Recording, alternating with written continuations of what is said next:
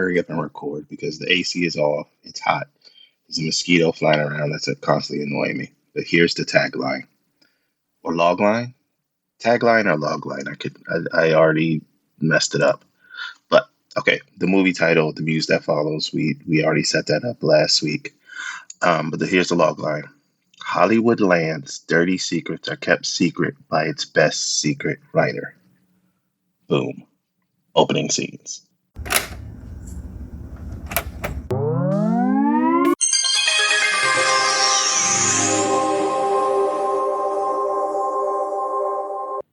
Now time for some interactive fun. Hey, it's Kirk again. That means this is still Dumb Test Late because I'm still Kirk, like I just said. But welcome to the podcast. Last episode, if you remember, hopefully you remember, we're on season 3 now. We've jumped season 3. We're making headway.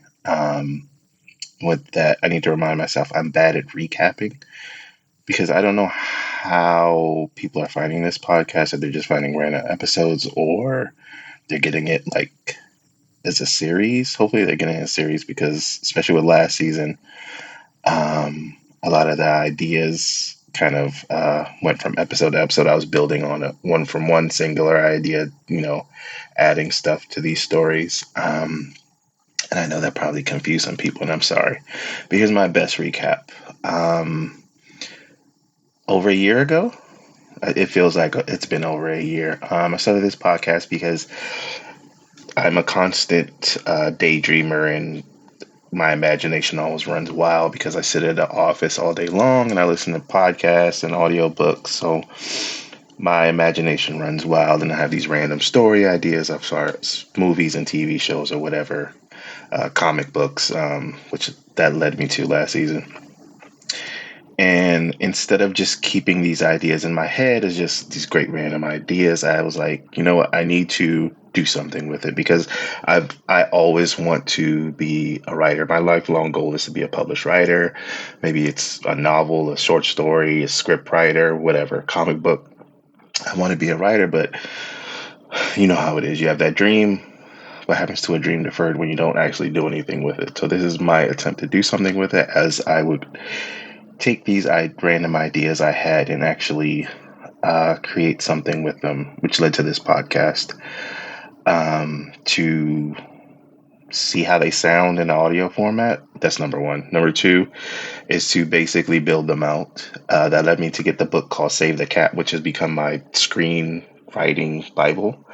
Save the Cat is like kind of a series. The one I have now is about screenwriting. Well, not screenwriting. Yeah.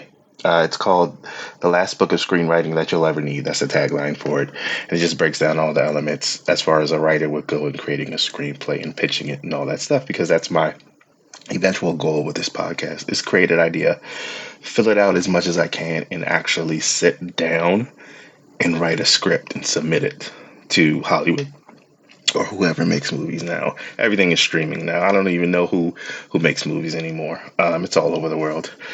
But like I said, that's the ultimate goal of this. And with season 3, which you're listening to now, I've progressed. Season 1 was kind of getting my footing and having a lot of the single episodes were single ideas. Season 2, it led me to go back over older ideas that I maybe had an individual thought about and build it back out, which led me to building up 2 main ideas, one about cake and one about insects. I also forget about this because I really don't use it that much anymore. The pitch of this episode, this podcast itself, Dumb Test Late, was to use AI as kind of a tool, as a writing tool with, chatbot and what is it called, Gemini now, as a tool to kind of fill in the gaps, because I'm a novice writer. I'm not a professional. I haven't gone to school for writing or anything like that. I don't use it that much anymore, which is probably a good thing, because one of the biggest fears about AI, not it taking over the world, but as far as creativity goes, using it as a crutch or a 100% replacement for creative individuals. But I still will, like, it's small things to pitch ideas or get references or see what AI creates from my idea. That's kind of how I was using it, even though I constantly forget to use it. This episode, I haven't even used AI for it yet, which is fine. I'm building. I'm building AI. I want to keep AI as a tool. I mainly use it now for images and small clips, just to fill out the idea, because audio format is one thing, but to have an image to go with it is kind of a strong thing. You can check that out on my website, dumbtestslate.com. My Instagram still, for some reason, I got reported. My dumbtestlate Instagram. I don't know. I never posted anything inappropriate. It was just literally AI images of the story ideas that I had on this podcast and all that stuff, and it got. I don't know what's going on with that. I wonder if I could just create a new one. But yeah, but my website, dumbtestlate.com, and also the cover art, like all that cover art you see for the podcast is AI generated. But yeah, like I said previously, we are on season 3. Last episode was the first episode in season 3 where I needed to. Well, in the season 2, I felt like I was running along with my cake and insect ideas. I had filled those out as much as I could, where it's kind of a dead meme at this point, where I wasn't feeling creative enough. The juices weren't flowing where I needed to end it as far as this audio format goes and start on something new. Here we are with something new. Last episode, the one main story idea I had, the title was The Muse That Follows. So my first story idea is going to be this film noir murder mystery, or murder mystery. I'll say, just to keep it easy, because I'm going to reference Save the Cat a lot. That screenwriting Bible that you need to define like what you're writing, and a lot of Hollywood, a lot of movies are copycat, so you can define it based on what's come before. So, like I said, film noir, there's been huge film noir movies. For my story idea, the two movie ideas that I have that I need to watch, they're part of my watch list that you can kind of reference or are similar to mine, is going to be, the first one is Chinatown, and second is LA Confidential, because I'm doing, like I said, there's going to be a film noir, because it's set in the early, like I said, I say that a lot, like I said, sorry. My log line, I use the word Hollywood land instead of Hollywood, because it's going to be it's going to be set in the early golden era of Hollywood, where there was, stars just coming out, movies were kind of new, but you had this big, huge underbelly that no one really knew in Hollywood, that's run by the mafia, and it was production houses and movie studios ran everything. They ran the police, they ran everything. They took care of any kind of conflict or anything in the backstory to keep these stars huge, and the population dies, to keep these movie houses making movie and churning out money, money, money. So with that, these producers, these studios, they hired what they call fixers. If a person got in trouble, quote unquote, you could use your imagination, the fixers would come out before the police, before detectives, before journalists, and they would fix it. And that's where you find my character. My character is a young, let's say, biracial person who was born as a female, but they're portraying themselves as a male. And they're a writer. They're a brilliant young writer, and they want to break into Hollywood as a screenwriter. But of course, they're biracial. They're born as a woman, like they're trans, of course. But at the time, who knows what they would have been called. So they have all these things against them. So the only way they can get a job in Hollywood, which they want to break into, is working with these fixers and kind of working on the underbelly of Hollywood land. Like, Starlet X gets in trouble with something. The fixers will come, they'll call the fixers will come out and fix it. And my character, my hero, will be the writer. They'll be the spin on the story before the journalists get there, because this is the golden age of Hollywood. So there's newspapers and newsreels and all that stuff where everyone wants to eat up any news that comes from these new stars of Hollywood. And my star, my hero, is going to be the writer that's going to spin to hide all the secrets and feed the journalists and feed the population what the producers, what the movie execs and studios want you to hear, to basically cover the underbelly, the underside, the actual secrets of Hollywood land. That's where you find my character. It's kind of going to play in the story that a lot of things, like I said, is film noir. A lot of things with film noir, you see the log line is this person is investigating, especially with Chinatown. I need to watch Chinatown, but this is what I read from Chinatown. The log line is always person X is investigating this, and then gets caught up in a web of conspiracy and deceit and lies and all that stuff. With my hero, my character in this story, is going to be the reverse of that. You already see them in the web of deceit and lies and cover up and conspiracy and all that. They're trying to make their way out. They want to be a actual screenwriter, just as screenwriter, and get their movies out there, but this is the only job they can get close to Hollywood, unfortunately. So you see them caught up in these webs already. That's where you, as the audience, are plunked into this story, is in the middle of webbed lies and deceit.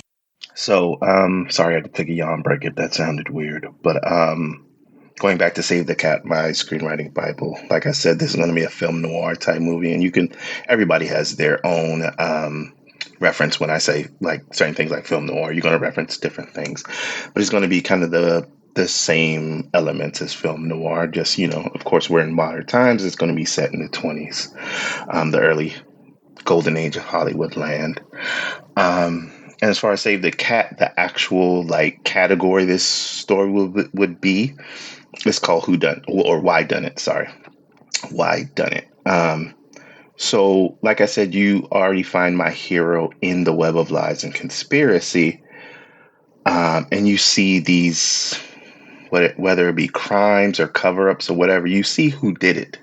You see the crime already committed, because my character is going to be coming right after that, along with the fixers. They're fixing things. So you aren't really. It's not a mystery where you're looking for who did it. You're looking for why was it done, and that's going to open up this whole other web. Like I said, my character's in the web, and that's the only place they can find themselves. But there's going to be a larger web that opens. I'm not sure if it's going to be sci-fi element yet, because the larger story is going to be based around my character, about their past. I think I mentioned this in the last episode, but a lot of the references I'm coming from here are going to be true crime, and one of the ones was Baby Holly. I actually got that book. I got two books. My reading list, I already talked about my watch list with Chinatown and LA Confidential. My reading list just came in. I ordered from thriftbooks.com. Not a sponsor or anything, but if you want like used books and you don't really want to go to a local bookstore and just look around forever, which is always fun, but if you just a book you want, try thriftbooks.com.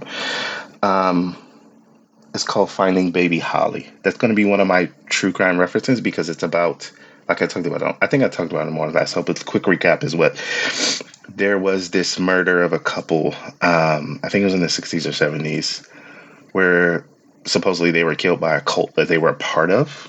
And they took, the young couple had a baby, a very young baby, and they took the baby and kind of just gave it to a family. I think it was like a pastor or a preacher or something, and they raised the baby in a very happy life with the baby. They never really knew that their parents were in this cult. And the book is called Finding Baby Holly, because that's where the story kind of starts in real life, where because the parents that were killed, in the past, they were kind of John Does and Jane Does. So nobody knew who they was until, DNA technology and all that stuff, where they can be, I think it's called familial DNA, for my many true crime podcast listening hours, when they can, relate somebody through DNA. That's where that story starts. But that's going to be my reference, where my hero's kind of going to be the baby Holly. Like, their original parents were killed by this cult that they were part of. But what you find out, the bigger web that my character is in, is that this cult that killed their parents is kind of still operating. And they are operating by committing these murders in Hollywood land for whatever reason. We're going to find out, because this is a Why Done It story. And that my character gets caught up in again. unknowingly to them because they don't know. They're just kind of they were adopted. They maybe were in an orphanage and they didn't know their real parents. They don't know their parents were killed by this cult, and this cult that's still operating, and kind of they're part of the dark underbelly too of LA or Hollywood land. And some I think I might go the sci-fi route, like a small sci-fi route where I don't know, I'll figure it out, where these murders are still happening and my character stumbles upon them. This bigger conspiracy, not just with, starlets and these big actors of the time and the movie execs and studios, but there's something happening. Maybe it's going to kind of reference the Black Dahlia murders and all that, which I need to look up more because I don't remember exactly what time period that was. That'll be another reference that I'll do in this story, since they kind of go hand in hand. Um, Speaking of books as references, I also got the book called The Cast of Killers.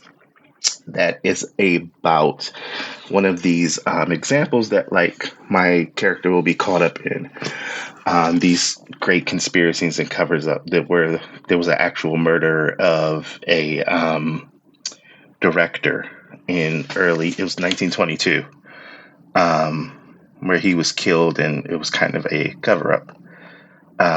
His name was, wait a minute while I am, sorry for the ums. I was trying to find a name, but William Desmond Howard. He was a director in the early Hollywood golden era, but he was killed under mysterious circumstances. His killer was never found, but the cover up was he was killed by this young actress that he was maybe having an affair with at the time, that killed him out of jealousy or something like that. And of course, there was this big, huge cover up where the true story never got out there.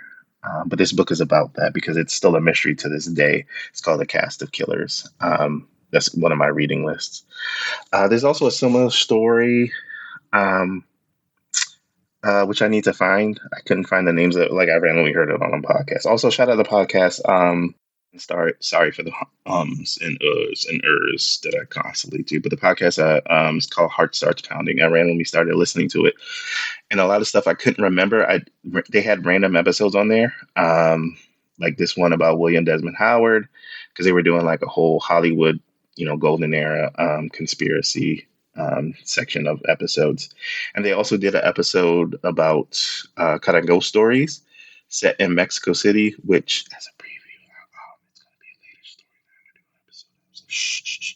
But yeah, that was a podcast that I randomly started listening to, and I was trying to remember the name of William Desmond Howard because I heard a podcast years ago about it, and I totally forgot, and I wanted to use it as a reference for the stories because that was kind of like the first true life like conspiracy that's never been solved.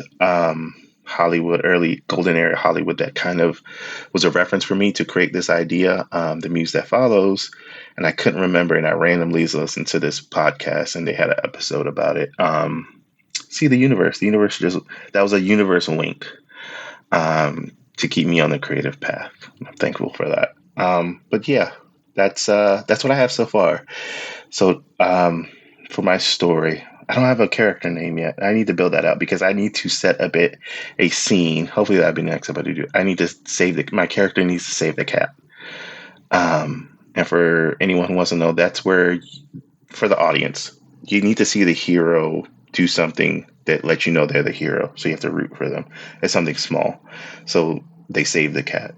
They don't finish the whole story in the beginning of the story. They do something small so you can get on their side, and you want them to win and achieve and succeed or whatever their journey is in this story. So I need to make my character. I need to name my character, and I need to help them save the cat early on. That's probably going to be the next thing I'm to, because right now I have the title, A Muse That Follows. I have my log line, which is Hollywood Land's Dirty Secrets Are Kept Secret by its Best Secret Writer. I have my reading list. I have my watch list. I know that this is a why done it type of story that's going to be a film noir type, with film noir type visuals and the way it's worded and all that stuff, and its pacing. It's going to be that type of story. That's what I have so far, but I'm looking forward to build this one out. we're at the end of September, so that means it's officially spooky season because I am recording on the 29th of September. So in 2 days, it's going to be October 1st, which means it's official spooky season, people. So you're going to hold me to this. This is my plan.